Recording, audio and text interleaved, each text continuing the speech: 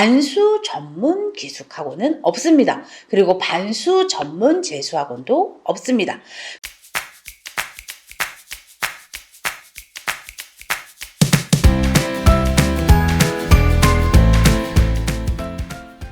네, 구독자 여러분, 제가 지금 제 본업도 너무 바쁘고 이 유튜브 채널에 상담 신청도 너무 많이 들어옵니다. 그러나 제가 상담을 해드리겠다고 약속을 했기 때문에 최대한 많은 상담을 하기 위해 노력할 거고요. 대신 상담 대기가 너무 길다. 나는 당장의 학원 선택을 해야 되니 네가 이리저리 알아본 학원 중 이름만 좀 알려줘라. 이러는 양식과 나는 너무 모르겠으니 너랑 얘기를 해야겠다. 이런 두 가지 상담 신청 양식을 나눠서 제 채널 제목 옆에 보면 더보기란이 있습니다. 그걸 누르시면 저한테 상담 신청을 바로 할 수 있게 양식들이 있으니 이 두 개 중에 하나를 골라서 상담 신청을 해주시면 제가 최선을 다해서 최대한 많은 분들께 상담을 해드릴 수 있도록 노력하겠습니다. 안녕하세요 여러분, 쌤캠입니다. 오늘도 반수 이야기를 좀 해볼 텐데요. 요즘 반수생들 문의가 많아요. 이제 반수를 고민하고 시작하려는 학생들. 그리고 제가 해마다 재수건, 반수건, 올해에 괜찮은 학원들 한 두세 곳 탐방을 합니다. 해마다 학원들의 좀 안에 영향력 정도가 바뀌고, 그리고 그들의 강사 세팅, 모집 상황, 사실은 모든 게 해마다 바뀝니다. 좋았던 학원이 나빠지기도 하고, 나빴던 학원이 싹 갈아엎어서 업그레이드를 하기도 하고. 근데 이제 이게 구독자들, 그러니까 학생들 입장에선 사실 잘 알 수가 없어요. 작년에 좋았다 해서 들어갔어. 근데 아니, 이상해. 반대로 작년에 좀 안 좋았지만 이 시스템이 좋아서 들어갔어. 근데 너무 꼼꼼해. 이렇게 해마다 이 학원들의 흐름이 바뀌는 이유는 그 학원들의 속 사정이 달라지기 때문입니다. 이게 학원도 사실은 교육 사업이거든요. 그러다 보니 좀 변수들이 많아요. 그게 자금력이건 아니면 원장이 바뀌면서 그 강사 라인이 바뀌는 것이건, 이게 학원들이 경영주, 그러니까 자기의 학원이어서 자기가 원장을 하는 경우는 사실 좀 드물어요. 경영, 그러니까 이사진 내지는 자본주, 자본을 대는 사람이 따로 있고, 그리고 학원 세팅을 하는 경우들이 10곳이면 한 7곳, 그리고 3곳은 운영자, 그러니까 내 학원을 내가 운영한다, 이런 곳들도 있고. 그래서 해마다 변수가 일어나고, 그리고 그 학원의 속 사정은 사실 그 학원을 다녀봐야 알고, 그래서 해마다 제가 출연했는데 올해도 반수학원 좀 출연해봤습니다. 지금 반수 문의 중에 가장 많은 문의가 뭐냐면 반수 전문학원. 그러니까 그럴 수 있어요.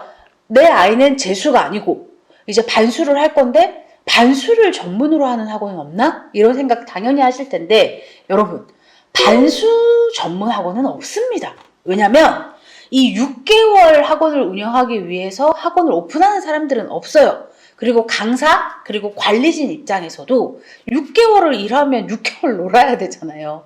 그러니까 반수 전문 학원이란 건 없고, 결국 반수는 재수 학원, 올해 12월 1월에도 모집을 한 이 재수 학원이 빈자리가 있는 거죠. 이 빈자리로 반수생들을 받고, 그러면 반수생들은 재수생들 중간에 들어가는 거야? 이런 생각을 하실 수 있지만, 반수 시즌은 재수생들에게도 학기가 바뀌는 시점입니다.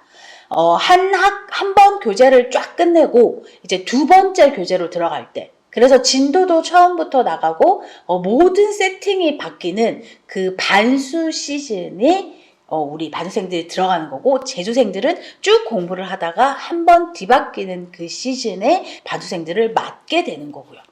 이렇게 해서 여러분, 반수 전문 기숙학원은 없습니다. 그리고 반수 전문 재수학원도 없습니다.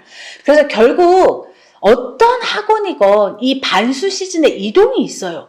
그러니까 종합을 다니던 애들이 독재로 가기도 하고, 독재에서 했던 애들이 종합으로 오기도 하고, 또 기숙에 있던 애들이 통학으로 가기도 하고, 통학에 있던 애들이 기숙으로 오기도 하고, 이 이동 타임이에요. 재수생에겐 이 반수 시즌이 이동 타이밍이고, 그래서 사실은 어떤 학원이건 우리가 아는 유명한 시대인재, 강남대성, 서초메가, 양지메가 이런 대형들도 TO가 있어요. 그래서 그 티오로 우리가 성적에 맞게 들어가게 되는 거고, 자, 반수 전문 학원이 없는 이유. 반수생을 가지고 상중하 문이과를 분리할 수 없어요. 늘 앞 영상에도 말씀드렸지만 반수생은 전체 정원의 한 10%, 그리고 좀 많은 학원들이 20%를 가지고 반배치를 하는데, 이 아이들을 상중하 문이과를 나눌 수 없어요. 그래서 반수생이 들어간다고 해서 반수생들끼리만 공부할 거라는 생각은 버려야 합니다. 오케이. 그리고 기숙사도 마찬가지입니다. 기숙사도 2명이서 쓰는 애들이 있고 1명이서 쓰고 있는 아이들이 있어요. 그러니까 이렇게 빈 자리에 반수생이 들어가게 되는데, 이제 여기서도 마찬가지. 학원이 컨트롤력이 좀 있는 학원들은 반수생이 들어올 시즌에 이 혼자 쓰는 아이들을 모읍니다. 한 방으로 다 모아서 빈 공간을 만들어내죠. 근데 여러분, 여기서 컨트롤력이라는 건, 아이들이 학원의 말을 잘 듣는다는 건 그 학원이 학원을 되게 탄탄하게 운영하고 있다는 소리예요. 컨트롤력이 없는 학원들은 절대 혼자 쓰고 있는 아이들을 한 방으로 뭉칠 수 없습니다. 왜냐면 그 아이들이 그럼 나 이 학원 나갈게요, 이렇게 으름장을 놓을 건데, 학원 입장에서 아이들 한 명 한 명은 그들의 이익과 맞물리기 때문에 쉽게 이 아이들을 내보낼 수 없어요. 그래서 제가 쭉 봐온 많은 학원들 중에 힘 있는 학원들이 반수생 자리를 따로 만들어 두고 이 아이들을 받을 준비를 합니다.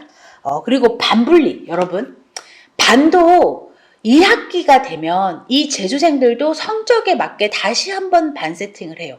누군가는 성적이 많이 올랐을 거고, 누군가는 성적이 그대로 있을 거고, 심지어 어떤 아이들은 성적이 떨어지기도 하니까 이 성적에 맞춰서 다시 한번 반 세팅을 하는데, 자, 반분리 이야기는, 반수생의 반분리 이야기는 또 길어집니다. 그래서 제가 뒤편에 영상을 담을 텐데, 제가 긴 영상을 싫어요. 왜냐면 제가 긴 영상을 안 보거든요.